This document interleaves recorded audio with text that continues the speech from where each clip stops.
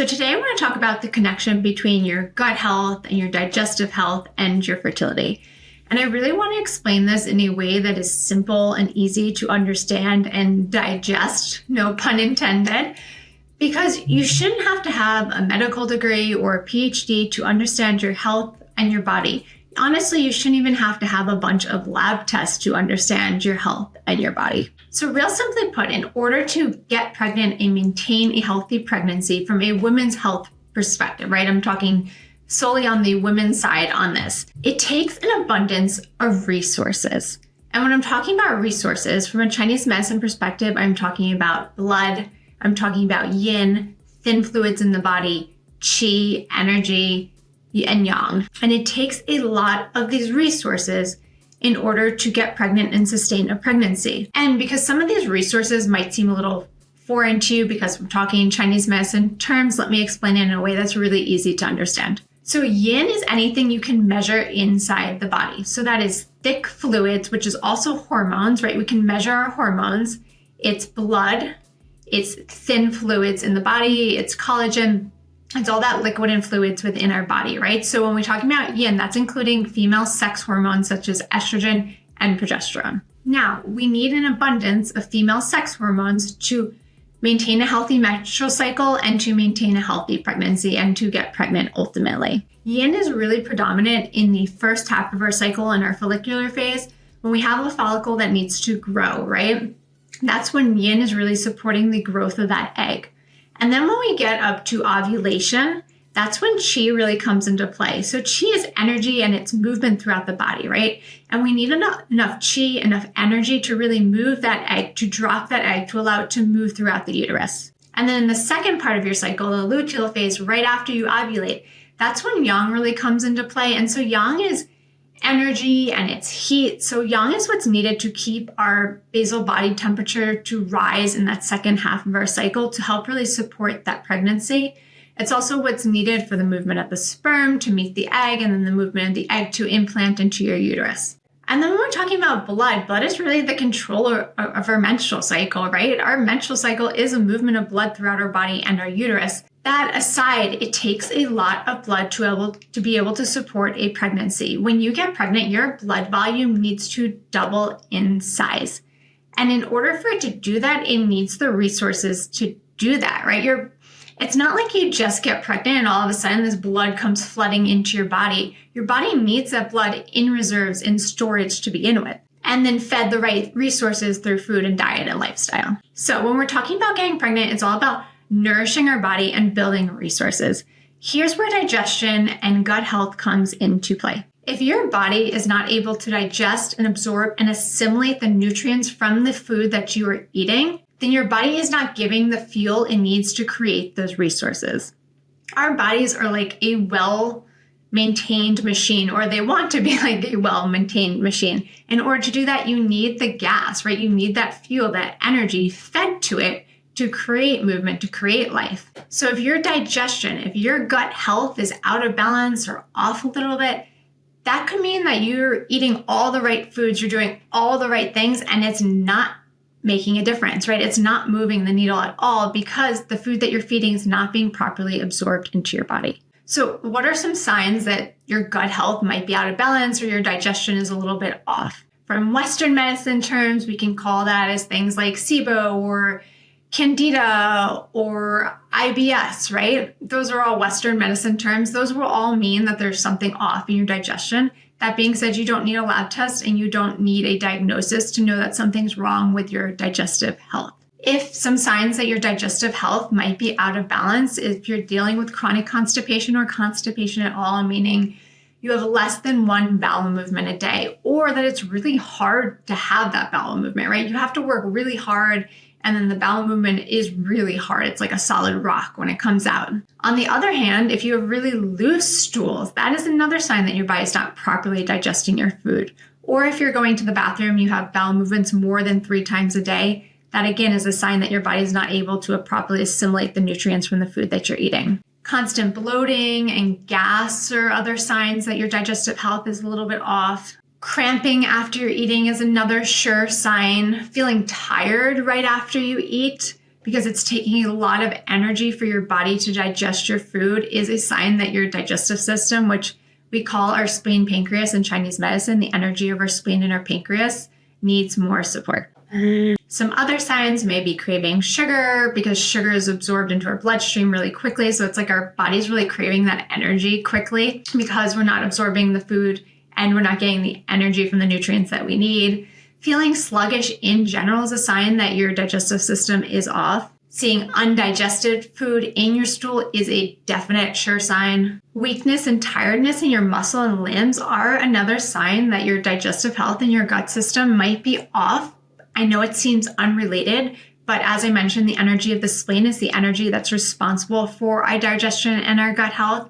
And the energy of our spleen is what is also responsible for the integrity of our muscles, right? That's smooth flow of qi throughout our muscles. From a mental and emotional standpoint, worrying a lot is a sign, or overthinking is a sign that the energy of your spleen is out of balance and needs more support. So if any of these sound like you don't need to spend hundreds of dollars in labs, tests, and doctor's appointment to understand that your digestive system and your digestive health is out of balance and needs support. You can just use the tools that I'm going to give you to help strengthen your digestive system. You know, the funny thing these days is that the big thing for functional medicine doctors is to do all these lab tests around your gut health, right? Do stool tests, see what's going on. And the truth is it's not really necessary, and it's honestly a waste of money. You can tell what's going on in your body without taking a lab test. Your body is going to give you signs and symptoms when something is off. And at the end of the day, taking lab tests and then taking a bunch of supplements or doing a detox isn't really getting to the root cause. It's another Band-Aid on your body.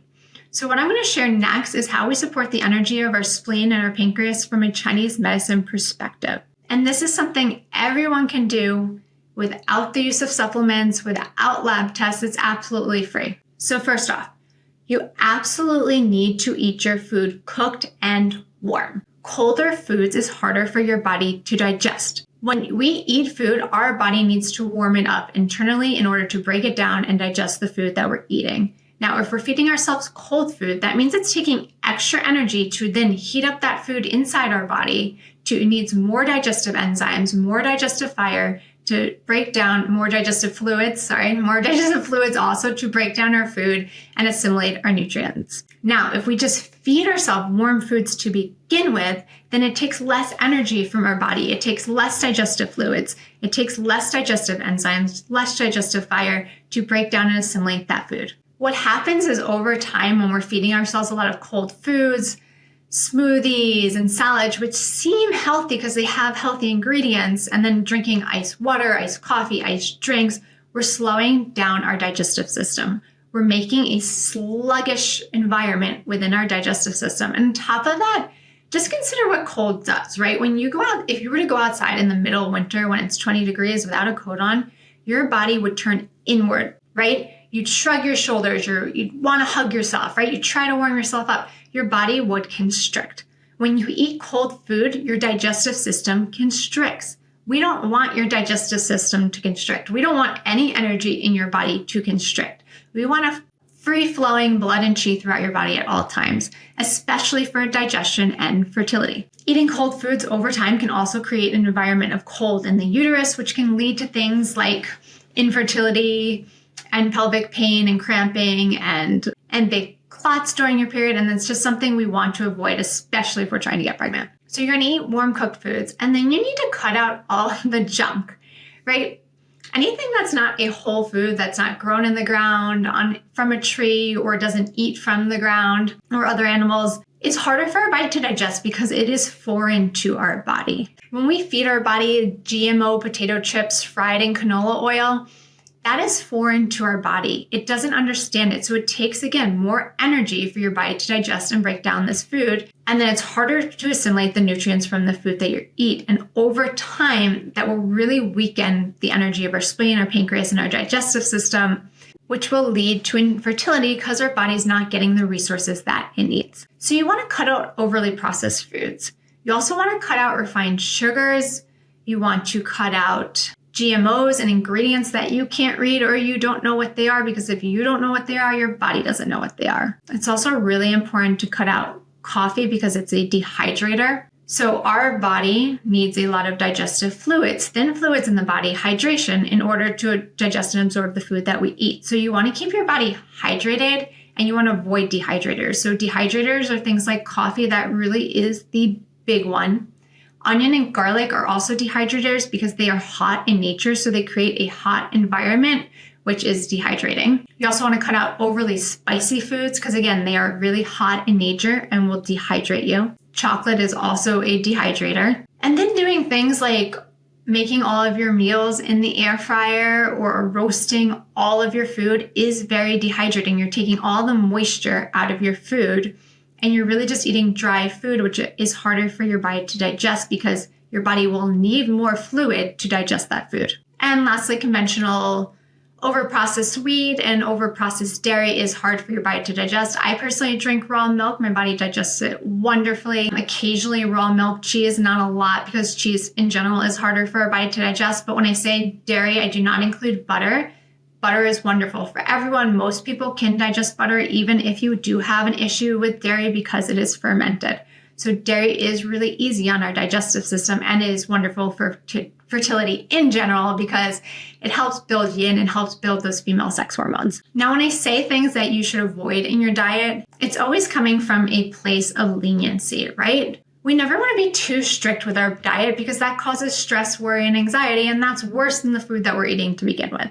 So it's like doing everything with an open mind, trying, see how your body feels when you make changes, when you do different things, and listening to your body. You know, I get a lot of women coming to me that are on that like smoothie, salad, yogurt, and juice diet. And when they switch over to eating things like soups and stews and warm grain bowls, they 100% of the time report to me that they feel better, that it feels good to them. The thing is, when we're used to eating a certain way, we're not always checking in with our body and we don't always notice small things until we try something new. And then the last two things that can really support your digestive health, actually maybe more than two, but one of them is to add warming spices into your diet. Our digestive system, the energy of our spleen, our pancreas really enjoys a warm environment. So adding things like cumin, cinnamon, rosemary, all the seed spices, turmeric, fresh ginger, not dry ginger, those are all really warming to their body, and it's easier for our body to digest foods that are cooked in those spices. And then another one that I kind of alluded to already is keeping your body hydrated so that your body has enough digestive fluids. So water is wonderful, and obviously we need water for survival, but it's not the best way to hydrate. So if you really want to hydrate, you need to focus on eating a lot of soups and stews, good warm broths, and wet foods. So wet foods are foods that hold moisture in them. So like things like cooked rice is really wonderful because it, you know, rice starts out small and then you put in a big pot and it gets big, right? It's holding a lot of moisture to it. Boiling food and steaming food is a really good way to cook foods in a moistening aspect. And then, of course, avoiding those things that are dehydrating our body, which I mentioned already, coffee, spicy foods, onion and garlic, and avoiding things externally that are dehydrating. So hot, sweaty workouts and saunas, right? You're losing a lot of hydration when you are sweating a lot. And yes, you can eat lots of soups and stews and drink lots of water, but it is so much harder to hydrate your body than to dehydrate your body. And then lastly, you want to think about the way in which you're eating, right? It's so important to eat 3 meals a day, especially breakfast. Everybody needs breakfast. Breakfast is the time of day where that's going to ignite our digestive system. I like to say it turns on the energy of our spleen and our pancreas, right? It turns on our digestive system. So if you're not hungry in the morning, that is a sign that your digestive system is out of balance, but it's not a sign that you shouldn't eat breakfast. Start with something small, right? Like a small bowl of cooked oats. And if you're eating oats, you want to make it really watery, almost like it's soup. So just cook it for a long time and add more water to it. You could have something really simple like a steamed apple with cinnamon and fresh ginger on top. That's really easy too if you're not hungry in the morning. Just something to kind of like light that digestive system, to turn it on. And then it's important to have 3 meals throughout the day. Ideally, if you can have them at regular scheduled times, that's awesome, because then your body kind of knows what to expect and when to be ready for digestion. If not, right, it is what it is. You do your best. And then lastly, you want to think about how you're eating, right? We want to eat in a calm environment. We don't want to eat when we're watching TV, when we're doing work, when there's a lot of other thoughts going on in our mind, because then our energy is going to that, right? That other thing we're doing, and not to our digestion. When we're eating, we want our focus to be on our food and digesting our food. So it's important to eat slowly, to take breaths. Make sure you're breathing. I find that a lot of people, when they eat, myself included, will forget to really breathe, right? And breathing calms our nervous system, which supports our digestion. So it's really important to make sure you're breathing when you're eating. So what I like to do is sit down, look at my food, right? Because, digestion starts in the mouth, but it really starts in our eyes. So just see what you're eating and just take a couple of deep breaths in through your nose, out through your mouth before you even dive into your food. And then when you're eating, it's important to chew, because the more we chew our food, the more we're helping our digestive system, right? We're doing the work of breaking down that food before it even gets into our digestive tract. And that saliva, right? That saliva that gets into our mouth when we're chewing is what will help support our digestive system and breaking down our food. So just quickly to recap, the connection between our gut health and our fertility is that our digestive system needs to be strong in order to digest and assimilate the nutrients from the food that we're eating, in order to create those important resources that our body needs in order to hold a healthy pregnancy, such as female sex hormones, yin, thin fluids in the body, blood, qi, and yang. So if you feel like your digestive system is out of balance, work on those tips that I mentioned earlier. And for some of you, if you've been dealing with chronic digestive issues, especially if they started early in life, when you were a child, maybe you were chronically constipated and you just didn't know why, right? I think that happens to a lot of us. I was chronically constipated as a child and I didn't realize it because other people in my family were, so I didn't know it was normal to not have a bowel movement. I thought it was normal to not have a bowel movement every day. But anyways, if you've been dealing with chronic digestive problems for a long time, that could be a sign that you need extra support. You should definitely do the things that I mentioned to strengthen your spleen, to strengthen the energy of your spleen and your pancreas and your digestive system.